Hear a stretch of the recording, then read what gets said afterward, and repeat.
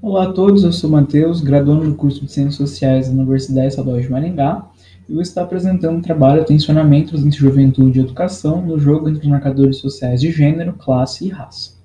Bem, o objetivo do trabalho é expor brevemente algumas reflexões que surgiram durante o desenvolvimento inicial de uma pesquisa que buscava compreender os sentidos dados pelos jovens na educação de jovens e adultos.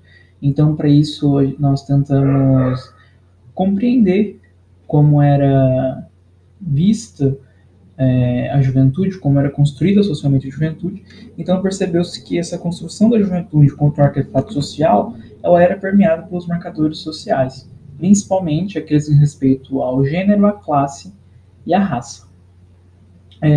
Então a gente tem que compreender que a juventude ela só vai começar a ser pensada como uma categoria social, né? Os jovens vão ser vistos como indivíduos de direito e de deveres a partir do final da Segunda Guerra Fria, que é quando a gente vai começar a pensar uma cultura juvenil e a gente vai começar a pensar o acesso dessa juventude a direitos e ao consumo, né? Ao mercado. Isso tudo é muito importante para a gente compreender essa relação que a gente vai ter com o referencial que a gente usa aqui, que é os conceitos de moratória vital e moratória social, que vão estar direcionadas à energia social empenhada pelo indivíduo na sua vida social e como isso vai se transformar em uma maneira de ser visto socialmente. Então, quando nós pensamos nessa questão da classe, que é o nosso primeiro marcador, a gente vai perceber que, pensando a relação com a educação, essa juventude de uma classe mais alta, ela vai ter mais acesso à educação e vai permanecer mais nos ambientes de escolarização, já que dentro das classes mais baixas, a gente vai ter um processo de evasão, ou seja, as pessoas vão ter que sair desse processo de ensino, evadir a escola, para poder se inserir no mercado de trabalho. E esse mercado de trabalho ele não vai trazer a moratória vital necessária para que esse indivíduo seja lido como jovem, porque a cultura juvenil, o ser jovem construído socialmente, essa ideia hegemônica, é o jovem que só estuda, o jovem que consome uma determinada cultura, que não tem determinadas responsabilidades, e quando esse jovem ele evade a escola, muitas vezes, né, para o mundo do trabalho, né, pensando essa relação da classe com a acumulação do capital, o acesso a bens e serviços que se dá pelo capital e a ausência desse capital na vida desse indivíduo que faz com que ele tenha que sair da escola, a gente percebe que jovens que são de classes mais altas vão permanecer na escola. Eles vão dispor mais energia social para ficarem nesse processo de escolarização e construírem a sua identidade juvenil dentro do processo educativo. Quando a gente pensa no gênero, a gente tem que pensar que a juventude ou a adolescência ela vai ser pensada não só como um viés social desse trabalho, mas ela vai ser pensada por uma gama de outras áreas. A gente vai ter a juventude e a adolescência no aspecto bio, psíquico e jurídico, por exemplo, né? Então, para a biologia, vai ser determinada fase do desenvolvimento anatômico e fisiológico. Para a psicologia, a gente vai ter esse período conturbado, com algumas questões da descoberta de si. Né? Na questão jurídica, a juventude vai ser aquela que vai se iniciar lá com os 12, 14 anos e terminar na maioridade. Né? Mas todas essas relações são mediadas pelo contexto social, que é o que a gente aborda nesse trabalho. E trazendo, né, novamente para a questão do gênero, a gente tem que pensar que, mesmo quanto marcador social, o biológico vai estar muito influente na maneira como vai ser vivenciada a juventude. Né? Aqui a gente tem que ressaltar que é uma perspectiva voltada para a cisnormalidade, né? Então, nós estamos pensando o corpo cisgênero nesse contexto, né? Do ser uma jovem mulher, né, trazendo os aspectos biológicos, um pouco limitante, mas, enfim.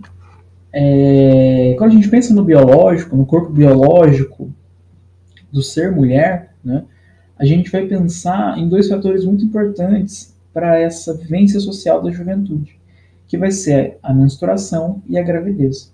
Então a gente vai ter uma pesquisa que vai mostrar que as mulheres elas consideram que a menstruação, enquanto um fator biológico, media essa entrada na vida de moça, né, e a saída da infância. Só que entre essa saída da infância e essa vida de moça, a gente só vai compreender a mulher e como uma outra etapa da vida na menopausa, quando a menstruação chegou ao fim, que daí a gente demarca a vida idosa. Então, as mulheres elas vão ter nesse aspecto biológico envolvido no social uma certa dificuldade de compreensão de como esse corpo social vai ser construído. Porque a gente vai ter uma dissonância ali, né, em como esse corpo vai ser lido, quais são as características das responsabilidades sociais desse indivíduo, que nas mulheres se constitui muito a partir do biológico, né? E a gente pode pensar, então, que esse ponto médio entre deixar de ser uma criança e ser uma idosa seria a gravidez, né? A gravidez seria esse intermédio entre a infância e a velhice. Só que, quando nós trazemos essa questão também para dialogar com a questão da classe, a gente percebe que essa vivência, né, do começo da menstruação até a gravidez, que seria a juventude, né, nesse lapso social, temporal, ela vai ser diferente para as diferentes classes. Então, meninas de classes mais baixas tendem a engravidar mais cedo, né? E meninas de classes mais altas acabam não passando por isso. Então, o modo como essas pessoas, né, dessas diferentes classes, dessas meninas vão viver a sua juventude vai ser muito diferente, né? E é importante a gente pensar também que essa ideia do jovem, da juventude, do ser jovem, consumir cultura jovem, ela é uma ideia masculina, né? Ela não é uma ideia pensada para as mulheres, mas ela é pensada a partir da inserção no mundo público, dessa liberdade, digamos assim, de ir e vir, de consumir determinados conteúdos, enfim. E quando a gente analisa isso sob a perspectiva das mulheres, não é o que acontece, né? As mulheres elas têm a tendência social de serem socializadas no mundo privado, não no mundo público, né? De serem limitadas ao consumo de algumas culturas, e isso daí vem de uma cultura que prega os valores e os bons costumes, né? E a mulher é vítima dessas colocações sociais. E também a gente vai pensar a ideia da independência, né? Ser jovem, começar a ser jovem é começar a ter independência, né? Mas as mulheres não, né? Muitas das vezes elas vão ser colocadas nesse lugar de ter uma dependência mais prolongada em relação à família.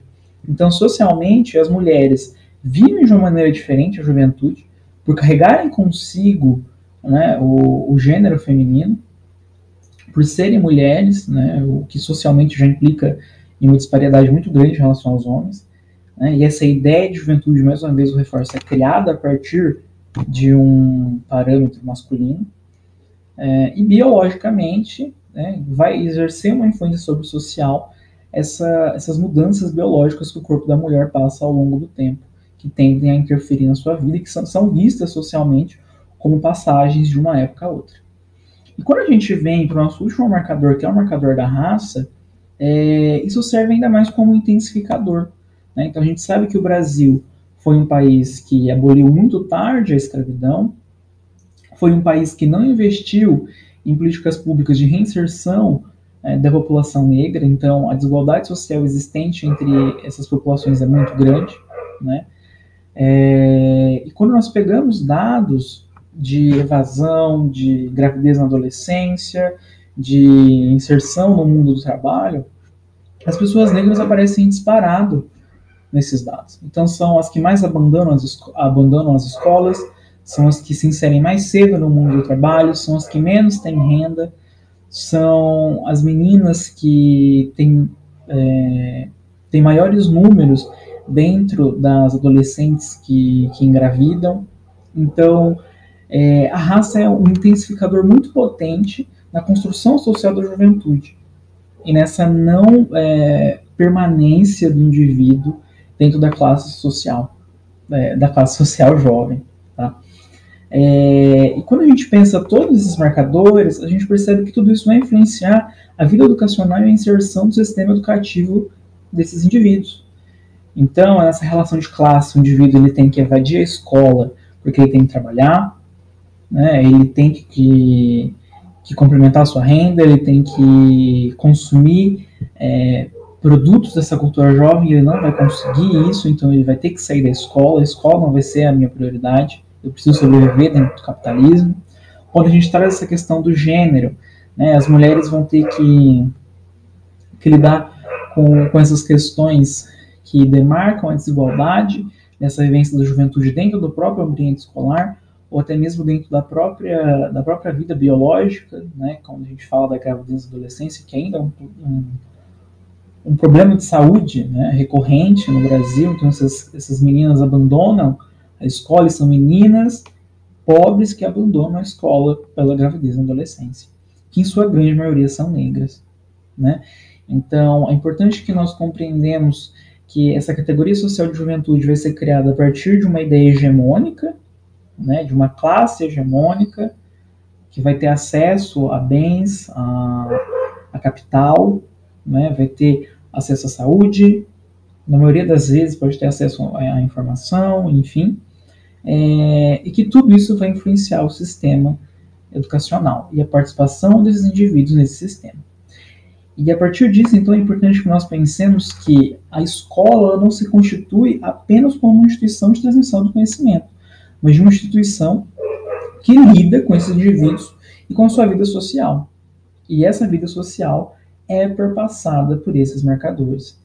E que esses marcadores devem não entrar nesse jogo de educação como marcadores que afastam os alunos do sistema de ensino, mas que potencializem as suas habilidades de aprendizagem. Então é por isso que a escola pense, caminhe e tente efetivar, não sozinha, não a partir dela mesma, mas em união com todos os órgãos competentes públicos possíveis, né, um diálogo e a efetivação, o fortalecimento de políticas que propiciem que esses indivíduos vivam o seu processo de ensino e aprendizagem de maneira plena. Seja pela garantia à saúde, à renda, à habitação, né, à alimentação, a tudo que for possível. E, enfim, é isso. Muito obrigado pela atenção e é isso.